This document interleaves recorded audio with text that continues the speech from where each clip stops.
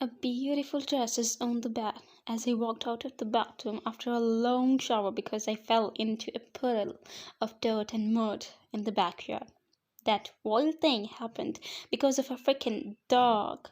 Wait, not one, not just one. Two of them happened to chase me, and I was in front of him, and he was behind me. I was having the best day of all, meditating in the backyard, absorbing the last bit of the sun until these two wild creatures happened to bully me. I was looking behind me, running, and didn't realize when I was on the unkept area of the property where I twisted my foot and tripped. Then the two wild creatures sat in front of me with their tongues hanging out. My nostrils flared as to why. Why then they stopped now? Couldn't they be this wise earlier? Then a beautiful guy. No, no, no. The most handsome guy I've ever saw in my entire life offered me his hand to help. I asked your pardon on their behalf. They sometimes get hyped seeing new people, he said in his deep voice. Honestly, for a second I forgot I was covered in goo. For a second. Because the next second, the dang dog barked and I clung to him, dirtying his light blue suit in the process. My cheeks became hot red when I realized what I did. I quickly applied I quickly apologized and came inside, cursing myself and the damn dogs on my way. Well, well, well, why is there this gorgeous baby lying on my bed? I paced to the bed and caressed the baby pink dress. The fabric is so soft and the blinks are absolutely blinding. I love blinks. Okay, fine, guilty player. But this beauty is damn gorgeous. Hell, I want to wear it. I quickly dropped my towel and shimmied in the long, beautiful maxi, which clung to my body like a glove, and my cakes looked just so juicy in it. I kept a hand over my material, over the breast. Wow, this dress is a dream. I tried to do the buttons in the back, but I couldn't reach them. These tiny things. I groaned, but then rough fingers made contact with my soft skin and the jolt went in my body. I know this spark. I recognize this spark. The fingers, the roughness, and that unbelievable softness. I shivered when a warm, spongy, wet tongue licked the side of my throat. A protesting sound escaped my lip, but I couldn't comprehend it. If that was due to the loss of the tongue or torture it did on my neck. That was quite a show you gave me, he whispered near my ear, biting the earlobe. I screamed. Honestly, I want to rip it off you so that I can have my favorite view again. He spoke huskily, planting a kiss under my earlobe, which he knows well is my sensitive spot. I let out a throaty sound and he chuckled. The chuckle was it for me and connected a chord in the pit of my core. You want to know how you torture me? He pressed the skull on my lower back and the hot surface pressed in my lower back. I gasped, left my lips. He kept on nibbling the skin on my throat, humming and cursing. As much as I love to have you like this in my arms, covering you. We have a party to attend, he whispered in my ear, and I gasped again because he was done with the buttons long ago and I was just relishing the feel of his arms and his warmth, and to my horror, my head was on his shoulder. What the hell is wrong with me? As I moved, he glued me to his body and walked us to the long mirror. My brows twitched and I looked at him through the mirror. And God, please, he was there. He stood there all sleek and spiced. Hair which is longer now, all backed and set with a setting spray through a few naughty strands peeking out and falling over his pierced eyebrow. His lips twitched as he caught me ogling him. I cleared my throat and averted my eyes. Don't hide it. I want my mark on you when you enter my territory, especially my territory. He spoke, giving a peck on my neck where I gasped loudly when I saw a huge blue purple angry mark on my neck. The hell? I spoke. No, I shouted. Jeon! He turned me in his arms, cutting me off due to the drastic movement, facing him and bobbing my nose with his. He spoke. Don't tempt me. You know it calls out my beast. I rolled my eyes and he fisted my hair from the roots until pain shot through my skull. Do that again, I will make sure you won't sit the entire time on the event. He growled in my face. I gulped, and he gave me a peck on the lips before releasing me like he didn't just threaten me until I'm sore and won't be able to sit on my arse. Get ready, you little mouse. Before I change my mind, he told me with that smirk, I want to punch off, jerk. With my fake smile, I replied, Yes, sir. He laughed and shook his head. Teasing, bitch. I kept my smile in place and he walked out. When he was out, I picked a vase to throw at the door, but just then he picked his head out and spoke with that smirk. Don't go on throwing things, and if you do, be ready for a long night, baby. Then he shut the door. With a huff, I put the vase back on its place and screamed in the pillow. Teasing her has become my favorite part of the day lately because, especially riling her up. Like just right now, she wants to be away from me, and I kept her glued to me with a hand around her waist.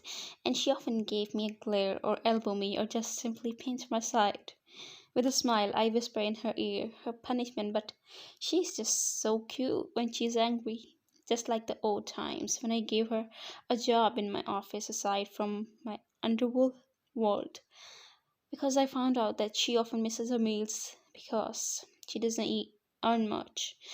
I gave her a fake interview call, and when she came for an interview, I acted like it was a surprise for me as well.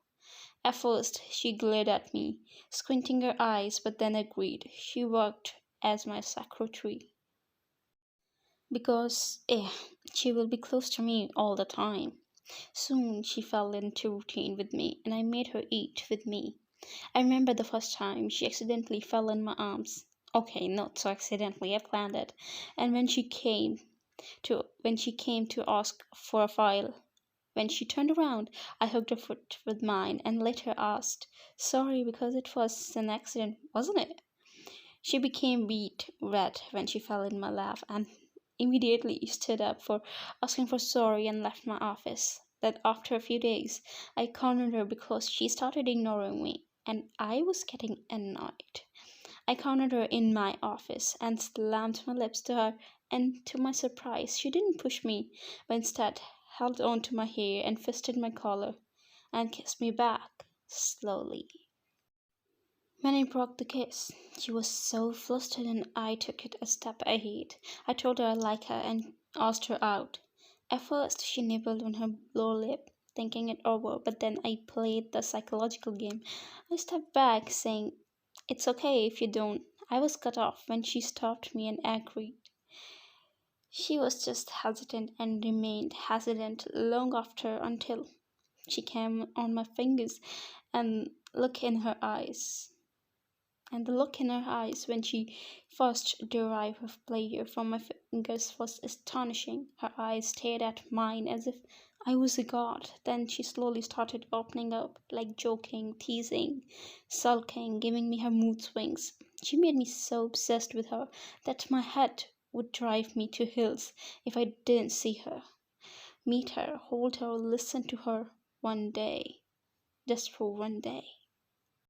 But then I had to ruin it all. I had to ruin her. Most accurately, my heart broke when I saw that look in her eyes when she begged me and I left her crying in the park.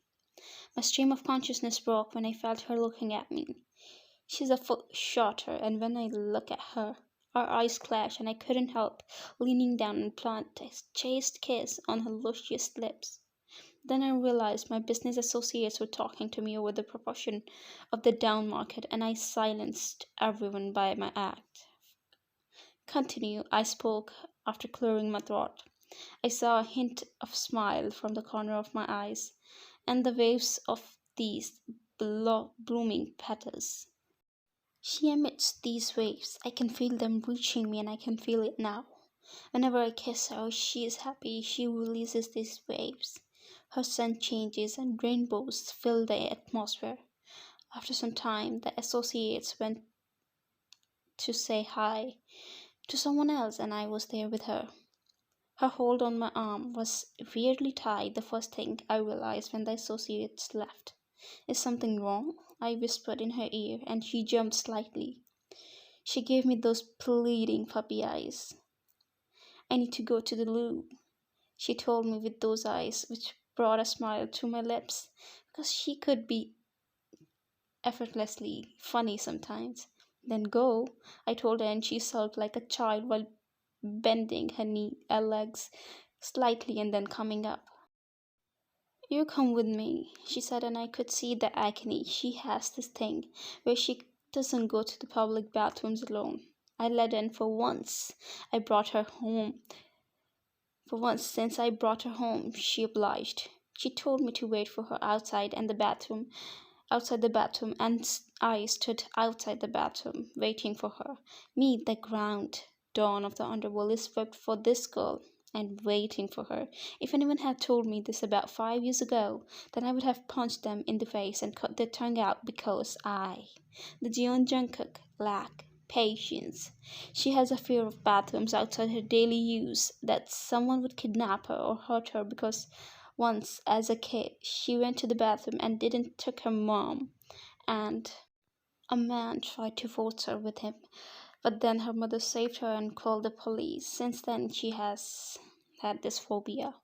I remember her horrific expression when she had a girl emergency and we were at a business party. Her as my assistant and asked me to come with her. The fact that she trusted me enough that she let me guard her made my heart tingle in a good way. The door opened and she came out and looked at me. Let's go, she told me and moved to the hallway. I grabbed her elbows, pinned her around, and took her in the opposite direction behind a pillar. She let out that stunned sound which went straight to my. I slammed my lips on her, and her gasp made me crazy. This girl, for real. She knows how I turn on. Her little sounds are to me. I licked her lips after dotting her with my tongue. I bit her lower lip and pulled until I could look at her. Her eyes closed and a cute frown placed on her brows. Innocence. I have never claimed her because I want to give her time, and I want to come her. I want her to come to me for that. I want her on her knees and beg me for that. I want her submission. I released her bottom lip and caressed her throat with the back of my fingers. A whole body shudder ran through her body, and when she opened her eyes, that glaze of lust and something else just shone in her eyes, like every time she gets this look, but then her damn mouth denies the truth of her eyes. I gave her a chest peck on her lips when she looked at the wall behind me, and I smirked. Embarrassment, huh, little mouse? I snagged her waist and led her to the party. For now, I will enjoy her flustered state because she becomes all coy when she gets flustered. My little firecracker. Shoot him and consider me on your side. He kidnapped me.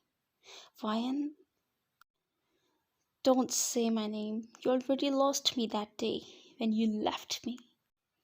To be continued.